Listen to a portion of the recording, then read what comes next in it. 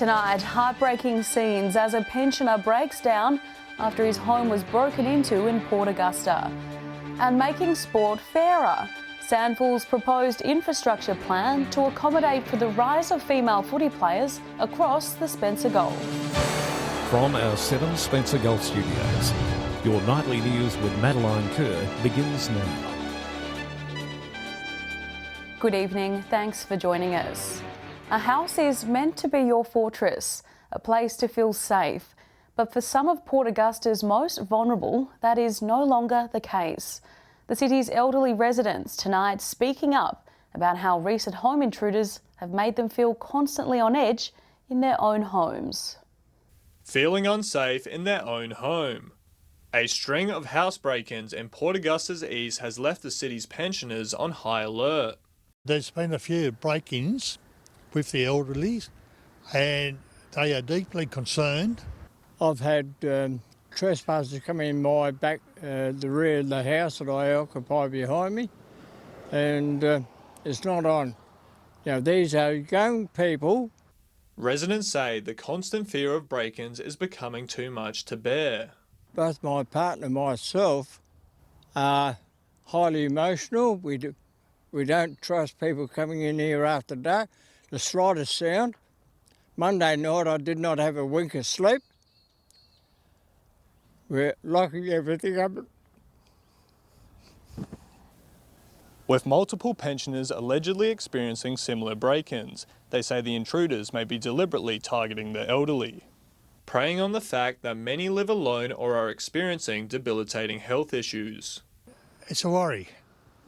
And they've been hitting the elderly, not the younger ones. So it's just unbelievable what they're doing. Some of the items allegedly taken from the homes include cash and credit cards left loosely about the house. And they seem to find their way of getting in and that, and ransacking like wallets, purses, things like that, taking money. They think they can come in, cash the joint out, think, oh yeah, next time we come in here we'll take this, we'll take that, take something else. Well, it's not on. While police have been notified of the alleged crime spree, officers are calling on anyone with information to come forward. Edward McCarroll, 7 Spencer Gulf News. Sandful has released an infrastructure plan, hoping to build new football facilities across the state. It focuses on accommodating for female footballers by implementing change rooms within regional clubs.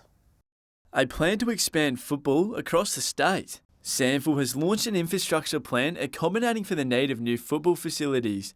So we've broken that down into regions, had a bit of an analysis of each region, and then looked at some targets specific to each region to respond to those the current facility provisions. The Boston Football Club in Port Lincoln hoping they too can secure new facilities in a 3-stage plan.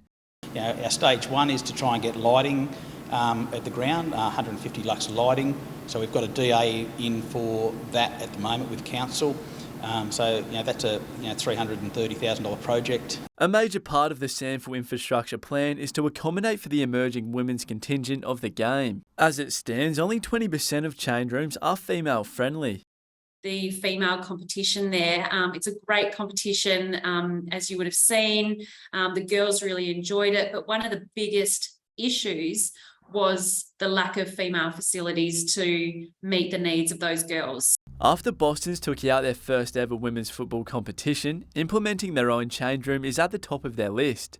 The real positive is now those girls are not only part of our club, but they're trainers, they're managers, they're runners for our men's football teams throughout the winter season. And we just don't have the facilities for them to change in. The club's vice president estimates the project will cost around $1.5 million and will need to seek government funding to get it off the ground. The growing sport of women's football a priority for the township. Ladies football was a massive success last year, so we've got a plan in place to build unisex change rooms behind our existing change rooms as stage 2. Henry Millick, 7 Spencer Gulf News. There will be more money in the pockets of around 200,000 South Australians next month when the cost of living concession for this financial year is doubled for both renters and homeowners. Premier Peter Malinowskis also announcing the money will be fast-tracked into renters' bank accounts in August. At the same time, homeowners receive their payments. Previously, renters had to wait until March of the following year to receive the funds. Mr Malinowskis conceded that while it won't solve all the problems, it will make a difference, with $449 on the way for homeowners and $224 for tenants and self-funded retirees with a healthcare card and a home in their name. The change was brought about after Adelaide pensioner Lyndall wrote to the government stating the injustices between renters and homeowners receiving the payment at different times. Still to come tonight, what Broken Hill's mayor has to say about IPART's proposed increase to water prices. And delighted locals watch on as a talented artist transforms an iconic Port Augusta building.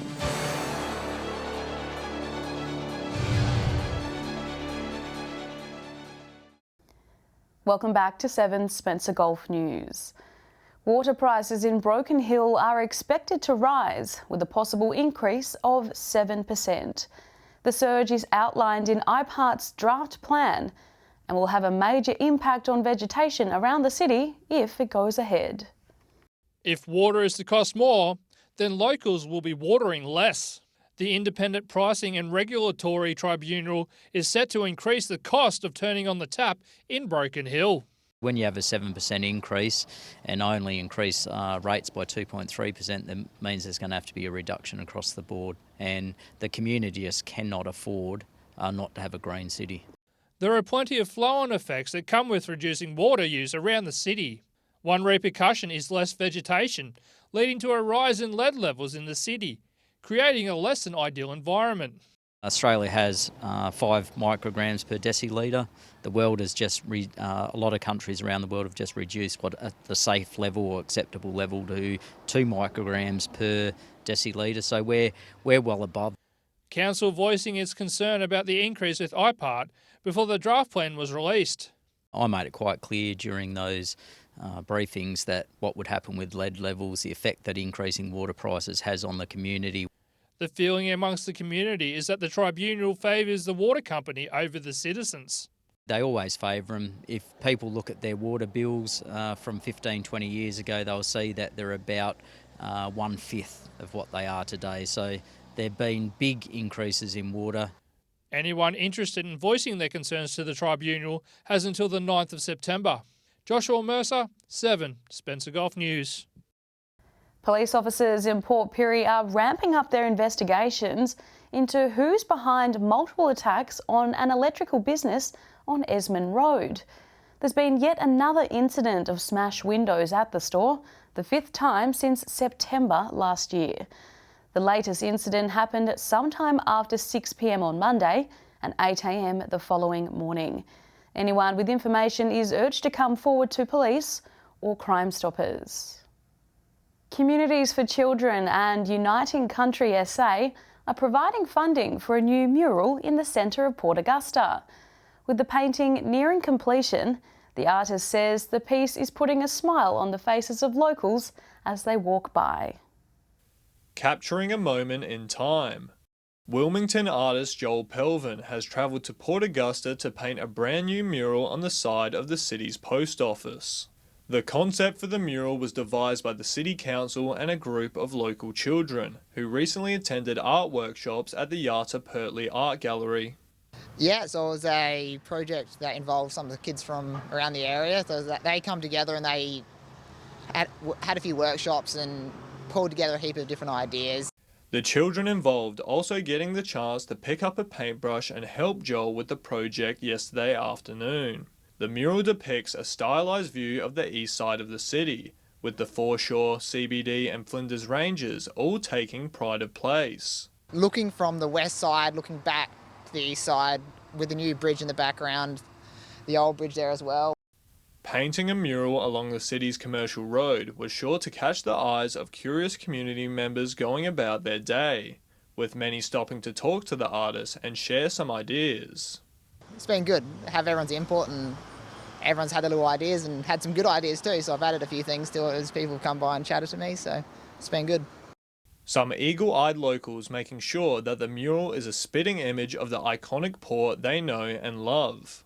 People take notice of different things, and I was painting the jetty, and then one bloke come and said that I'd done a little bit wrong, which I looked at the photos and I had, so we fixed that before anyone else got hold of it. Edward McCarroll, 7 Spencer Golf News. Stay with us after the break. Young Port Lincoln locals take revegetating a local beach into their own hands. And from skateboarding to creating their own mini magazines, Broken Hill kids spoil for choice this school holidays.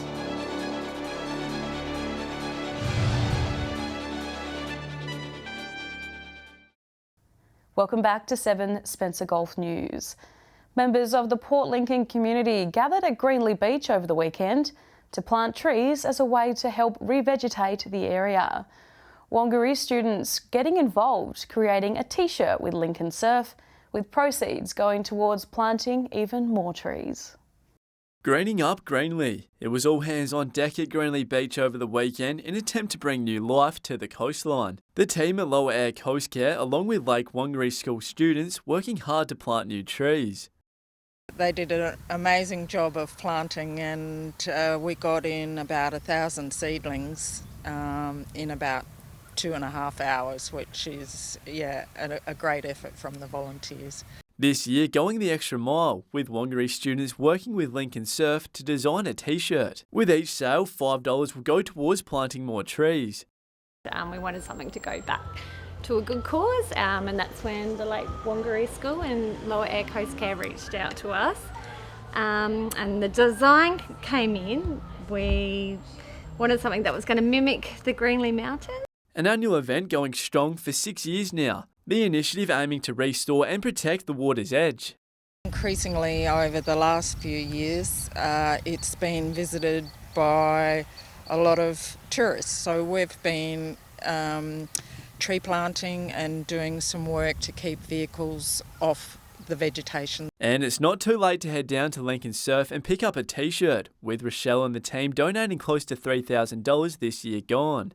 I think once people know the story behind it and what it's actually going towards, it really creates that interest. And people love the West Coast, anything that symbolises the West Coast. Henry Millick, 7 Spencer Golf News. Broken Hill City Council is helping make the school holidays more fun and enjoyable for children of all ages, with workshops aimed at keeping them well occupied. From zine making to 3D printing and some skateboarding too, there's something for everyone. Our reporter Joshua Mercer has more. The first week of the school holidays is almost over, and if you've run out of things for your child to do, then the Broken Hill City Library and the City Council has you covered. The library held a zine workshop yesterday, which proved to be a success.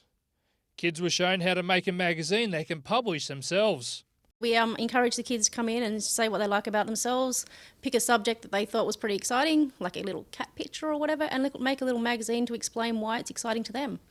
Zine making isn't the only workshop the library has on offer. Kids can also dabble with the futuristic art of 3D printing, with a workshop penciled in for next Friday. Kicking off from 11 a.m, you can make lots of awesome stuff, but you'll need to get in quickly as spots are filling up fast. Yes, the 3D printer has really had a lot of inquiries. The kids are very excited, and we've got a few examples of what they're doing, and the kids are looking forward to it. But don't fret if you miss out this time.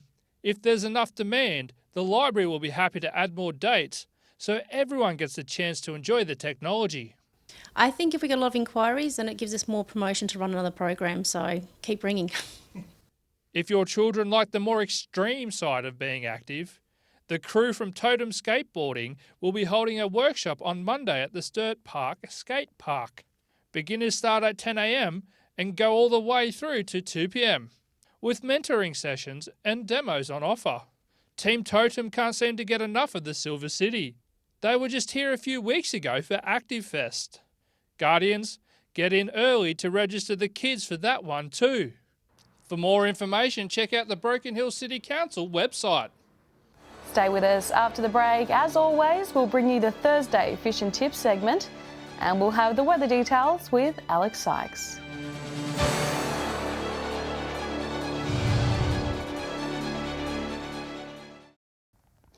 Welcome back to 7 Spencer Golf News. It's squid central around the Spencer Gulf at the moment, with shoals of them hanging around Port Augusta and Whyalla. For more, here's Aaron Morgan with Fish Tips. G'day and welcome to this week's Fishing Tips from Port Augusta to Jordan North. Kingfish have been around the powerhouse area, and you can bet they'll be around Port Patterson as well. They've been quite large ones as well. No one's got any photos of being pretty cagey about it. King George whiting can be found mainly along the eastern banks over there, around Port Patterson, Marshridge's Bank, down around even the Oyster Run as well. There's been a school of salmon around the Oyster Run there too. There's a few grass whiting getting caught by people after King George whiting, and as you expect this time of year, there's squid absolutely everywhere. That's all we have from the Jordan North. Hi, Whyallah's fishing tips this week for the boat anglers. I was lucky enough to get out last week in the night time and dab some fantastic garfish around Whyalla, so definitely good to have a crack at those. The later during the night, the better. So a good spotlight and a good quality net, and you can certainly pick yourself up a good feed of those.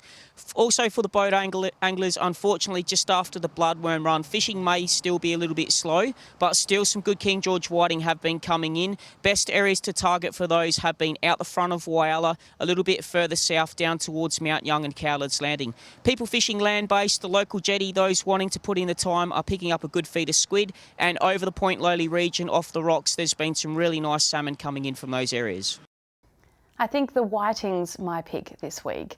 Time now to take a look at what's happening in the weather with Alex Sykes. Alex, it's not just South Australia feeling the chill at the moment. Good evening, Maddie. That's right. Our friends over the border in Broken Hill experienced a low of minus 0.4 degrees this morning. Coincidentally, the last time it was that cold was almost exactly 1 year ago. As always, the Feels Like radar made the already freezing temperature feel even colder, minus 5.3 degrees at 5:30 a.m. Broken Hill warming up to 13.8 degrees around 1:30, rounded up to 14 degrees on your screen. 15 was the top temp in Port Pirie. Clare reached just 10 degrees, but it didn't feel any warmer than 8. Looking more broadly at today's map now, 16 degrees was the warmest reading in our region. That was in Cooper Pedy and Woodner. 15 in Port Augusta, Port Pirie and Port Lincoln. Taking a look at the satellite image now, a high southwest of the Bight will move slowly eastwards to reach the southern Tasman Sea on Sunday. Northerly winds will increase ahead of a cold front moving over South Australia on Monday. Moving on to tomorrow's weather outlook now, and we'll start with the Gulf waters. South to southwesterly winds 10 to 15 knots, seas below a metre, and south to southwesterly swell between 1 and 1.5 metres. There's a 50% chance of rain in Port Lincoln tomorrow, set to reach a max of 16 degrees there. Whereas Cleve is just about guaranteed some rain, 95% chance of copping between 1 and 2 millimetres. Woodner cloudy on Friday and 16. Partly cloudy over in Whyalla between 4 and 16 degrees there. 15 the top in Port Augusta, and Kadina partly cloudy tomorrow and 15. Port Pirie will have some rain tomorrow, heading for 16 degrees, just 11 degrees in Clare, and Broken Hill will be partly cloudy and a top of 13 degrees. Taking a look further through the week now, Port Lincoln has a medium chance of showers on Saturday, most likely in the morning. The rest of the Spencer Gulf region is looking rain-free at this stage. Temperatures between 15 and 16 degrees. Moving on to Sunday's outlook now, noticeably warmer across the grid, 18 degrees in Port Augusta, 17 degrees in Whyalla, Port Lincoln and Port Pirie. And taking a look at Monday's weather now, and it's looking like the Mother Nature will unleash some wet weather. Showers are predicted everywhere on our map, except for our viewers up in beautiful Cooper Pedy. Pretty happy with that, Maddie. A clear weekend ahead with some wet weather on Monday. And that's all the weather from me for tonight. It's back to you. Thanks for that, Alex. And that's the local news this Thursday. I'm Madeline Kerr. Thanks for joining us. I'll have updates a little later, but until then, enjoy your evening. Good night.